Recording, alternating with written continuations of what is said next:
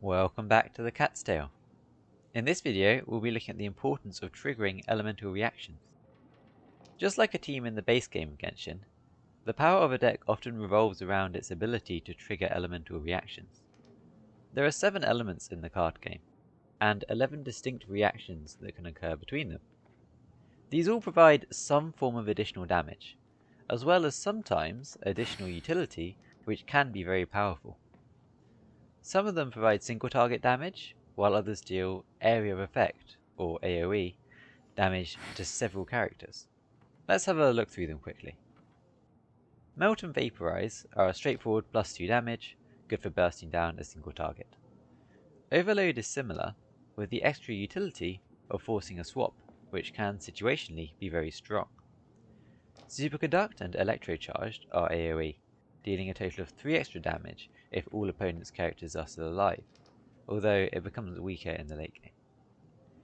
Frozen only deals +1 damage, but disables the frozen character from using skills until end of round. Swell deals +2 damage in the form of an AoE, but has the massive advantage of spreading the swelled element to the other opposing characters, allowing for more future reactions. When this reaction hits, it's probably the most powerful of all the reactions. The downside is because Anemo doesn't leave an elemental aura, it always has to be the second element applied. Crystallize is +1 damage and +1 shield, so it has some extra value for decks looking to play a long game. Again, Geo always has to be the second element applied, since it doesn't leave an aura. Burning is +2 damage, but one of that damage is delayed. The advantage is the delayed damage applies the pyro element, which can help with future reactions. Bloom is a total of +3 damage, but only if you can trigger the Hyper Bloom or Burgeon effect with a pyro or electro character afterwards. And Quicken is a total of +3 damage, but only after you've dealt electro or dendro damage 2 more times afterwards. As a rough baseline, enabling an elemental reaction is worth +2 damage, which is almost a whole extra skill's worth of damage. Make sure you can actually trigger these elemental reactions, and the damage will quickly add up over the course of a game. How can we apply these ideas to our play in actual games? Well, we want to do 2 things mainly. Apply a lot of elements, and make sure the elements react together. Let's have a look at some ways we can apply a lot of elements. Some characters have skills which apply an element several times. For example, Fischl. If you compare Fischl's skill to Kaya's skill, then it's the same amount of total damage, although delayed. But Fischl's skill applies the Electro element 3 times. It's especially great because you can apply the element even when Fischl is off-field, easily enabling multiple reactions. This allows Fischl to be a strong character choice in many decks. A few cards can apply elements too, Vichui Ambush and Abyssal Summons in particular. These cards are very strong, and you'd want to run these in any deck you're able to. Okay, so once we apply these elements, how can we make sure these elements react together? In general, you want to avoid applying elements when the same element is already applied to a character. In a sense, you're wasting that element application. You might want to consider swapping characters to keep the reactions coming. Sometimes you can guarantee a reaction through the use of Quickswaps. Cards like Leave It To Me and Anemo Resonance can allow you to immediately switch to a character with a different element, and immediately trigger a reaction without allowing your opponent to respond. Teams with Anemo characters often want as many Quickswaps as possible to trigger swells, and might also consider playing Catherine. In summary, to get an advantage from elemental reactions, apply elements as frequently as possible, swap characters to cause reactions, and avoid applying the same element to itself. Alright, let's see if we can play a game and trigger some reactions. We're running back the same starter deck. Again, just to demonstrate some basic concepts with the 3 characters you're given at the very start of the game. So, as we put together this deck and start off the game, what elemental reactions do we have the option of triggering? Well, we have Pyro and Cryo, so we can trigger Melt, and we have Anemo, so we can trigger Swirl as well. So,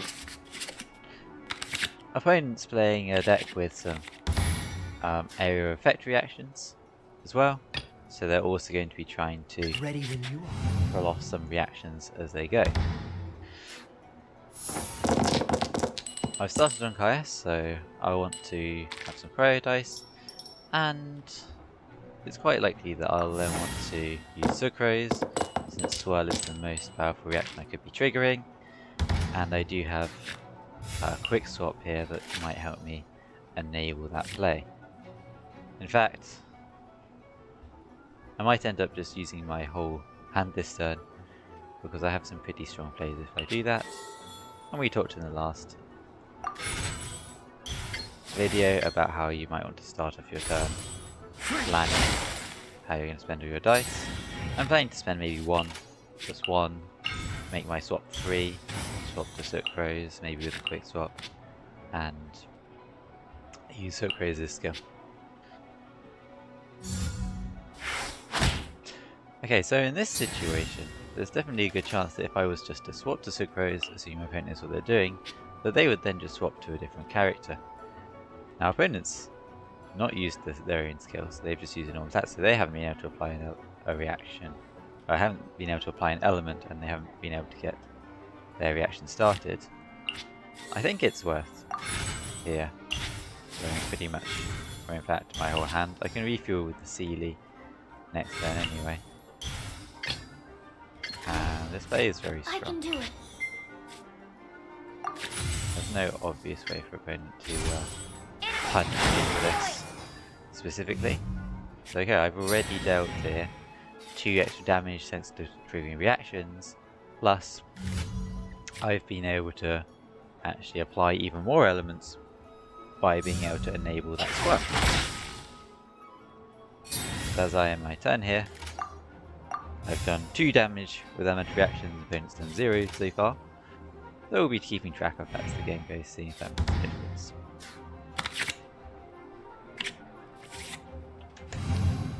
We also are able to charge up our burst a bit, so we can maybe use that and keep causing more reactions as the game goes on. And Sucrose's burst creates a summon, which if it swirls an element will keep applying that element in future turns. And we saw how skills that keep applying a certain element can be very powerful, because they will do that every single turn and apply, in this case, cryo 3 times over the next. As opponent, they just used Electro again on my character they've already applied Electro to, so they didn't get any damage bonus from that. We'll talk in a future video about denying elemental reactions too. Opponent's quite likely to want to use... That's actually fine. I think just a swap here. Yeah. Let's finish this swiftly. We want to use our dice efficiently, but we can play this if need be and save discard for later. We discussed in the previous video. But here, since I've got lots of cryo being applied by the summon and on my opponent's character already, I don't really want to use Sucrose's elemental skill again. I wouldn't be causing a reaction if I just use that on the fishing here. So let's swap to Dilute, get some pyro damage going, so I can guarantee cause some more reactions next few turns.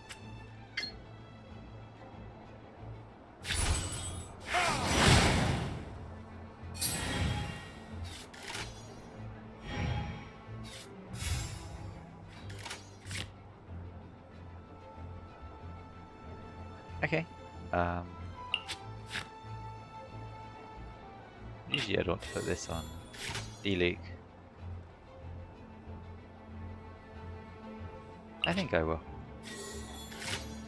Although, The danger is there's a chance D-Luke dies on his next turn. So let's actually put it here.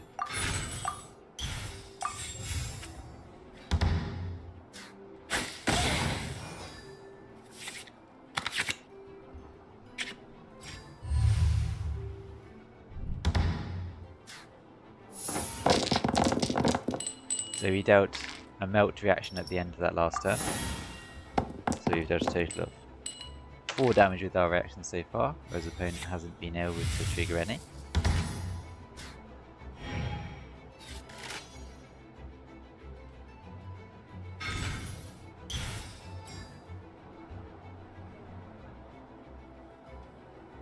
So that card will give his burst that he will use on catching here an extra 3 damage. Is acceptable, although it is good for him. Cut to the chase. No excuse. Is going to definitely make it harder for us to trigger elemental reactions on future turns.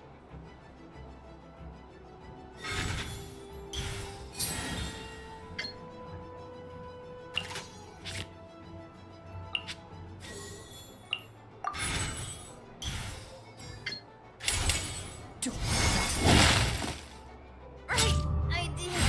Wrong time.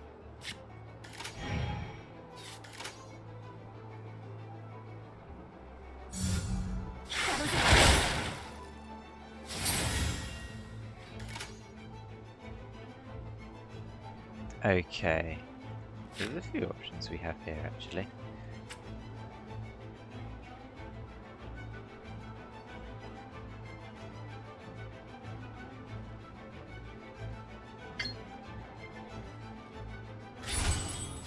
We'll look at this sort of situation more in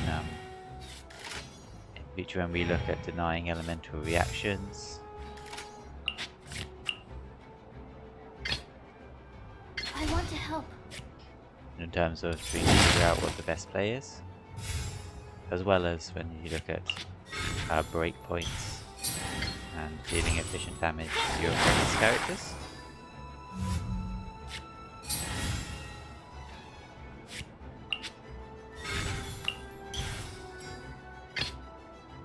Ready when you are.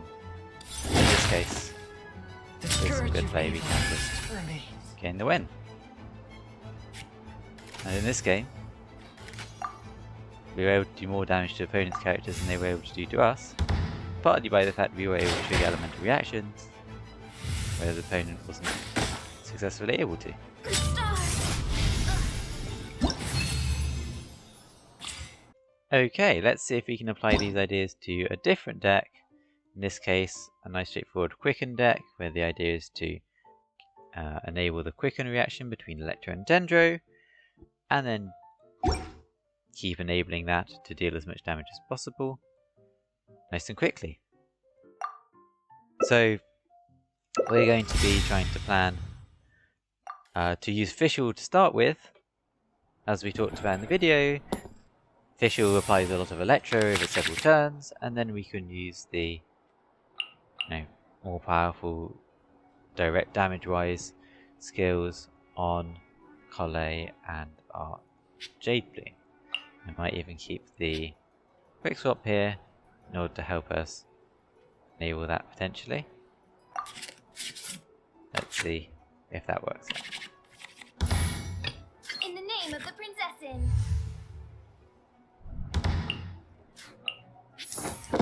So it's worth noting that playing against Barbara does have the ability to self-apply Hydro, although at the end of the turn only. So we should be fine as long as we carry out our reactions during the turn.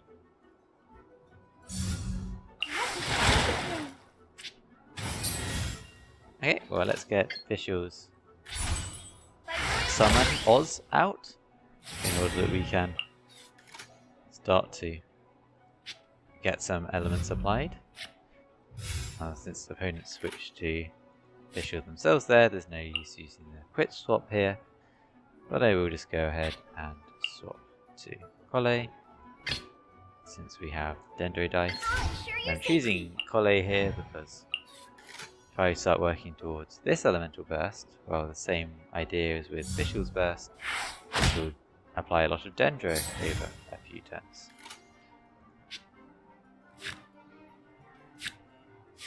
This is designed to be used when you activate an elemental reaction. So I simply use my ability here. It's fine if they apply a Hydro to Fischl here, although it might deny my Quicken reaction. Actually allows me to trigger a different reaction. Being efficient with my dice by playing the Liben. The different reaction being Hydro plus Dendro causes Bloom. That's a neat interaction to notice. And we have, by Dendro, we played Electro twice now. We showed one reaction there already in a sense. And it's very likely that our Dendro damage can trigger some more reactions here going forward.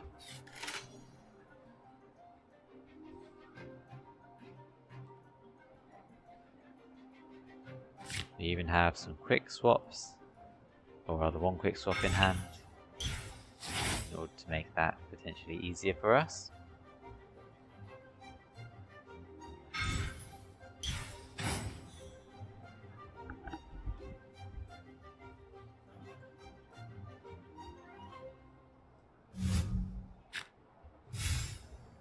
Okay, so no immediate quicken reaction here, but it's fine still just to apply some Dendro and start working towards Collei's burst. So let's do just that.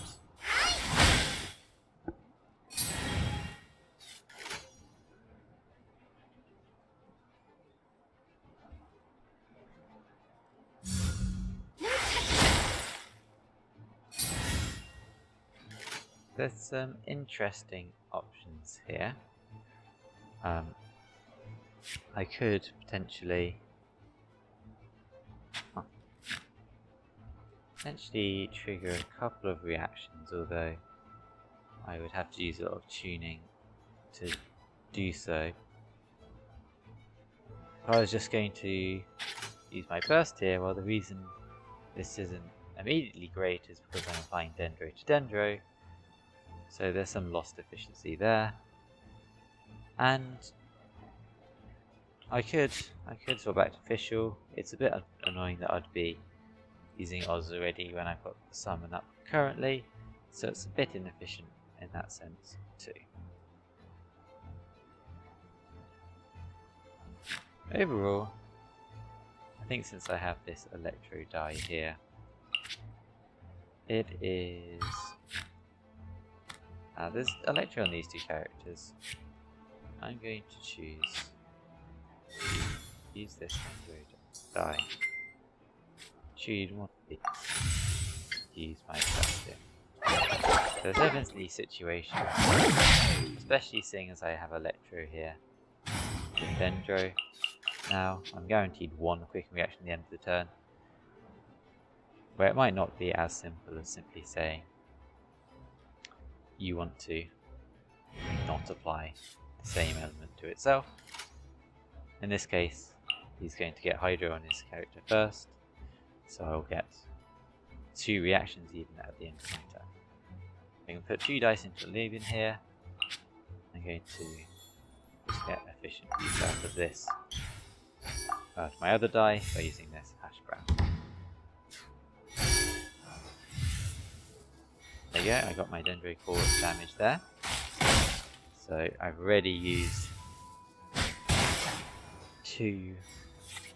I've already got 1 quick reaction and 2 bloom reactions. A total of 5 damage so far, with 2 available from this catalyze that's currently active.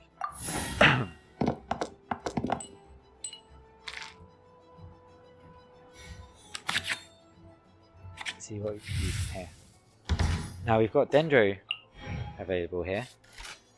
There's definitely something I'm interested in to get Official's skill back up, to keep applying more Electro, depending exactly what my opponent does.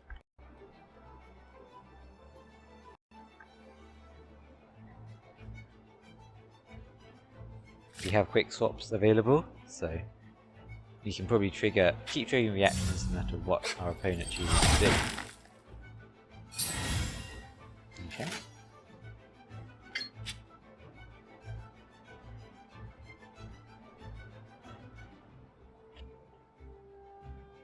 A few options here. If I just use this, then I'm probably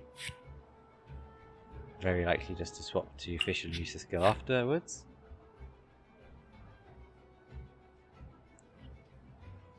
Unless the opponent switches off. So there's a few things to think about in terms of how we're going to keep these reactions going. I'm just going to start with what I'm almost certainly going to want to do at some point this turn. And get The threads of your fate lie in my hands. going again. Myself. This avoids wasting too much damage potentially. If opponent just switches off. Yeah. Okay. And now I think it's okay. Take this though. All of his characters have Electro on them, so there's no need for a quick swap. Whatever I'm doing, it's going to lead to a reaction in the end. I think I'll my Jade Plume Terrastream here, maybe start charging up that burst, which could be useful for taking out a key character. Now his characters are getting a bit low. You know, I'm thinking about triggering some reactions. I've got 6 damage out of my reactions so far this game. And opponent hasn't really been able to trigger reactions. He's been focusing on playing his own cards. Maybe to stall and to keep healing up.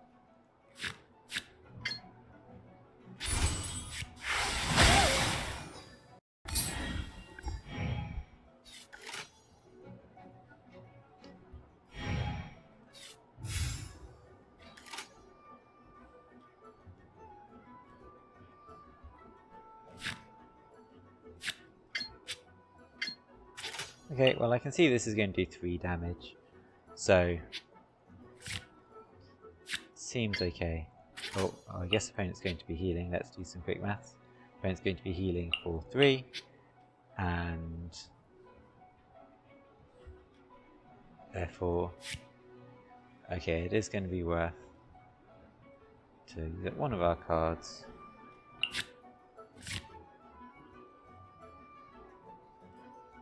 Hard to say.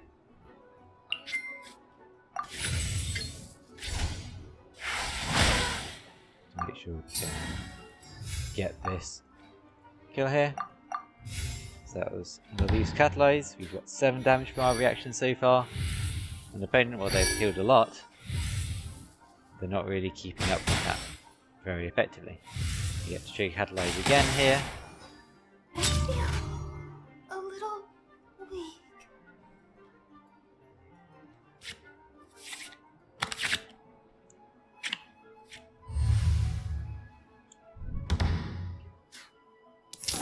The opponent still has Electro Auras on both his characters, so his healing doesn't seem to be pacing up with the extent of our damage.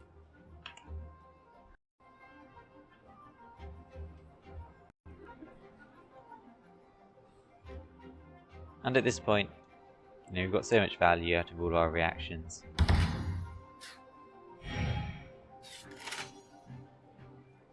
It's going to be just a matter of finishing off his last few characters with the skills that we have.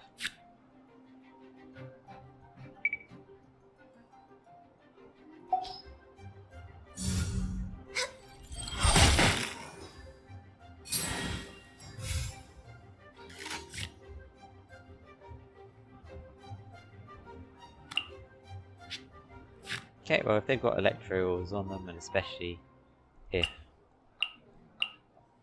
They're able to freeze my official. I can talk here to Claudine. Forest Ranger Kale, reporting.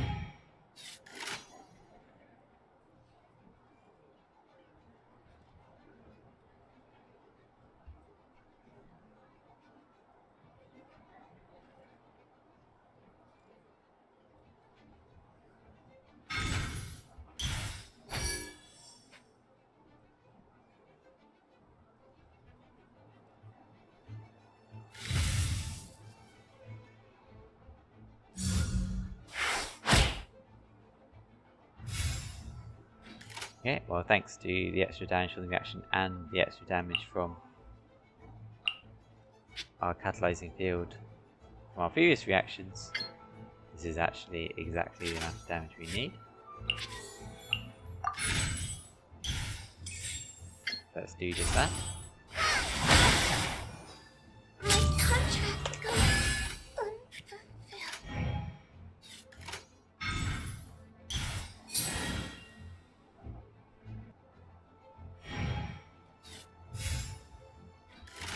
Okay. Let's keep triggering some reactions. There's a couple of ways of doing this at this point.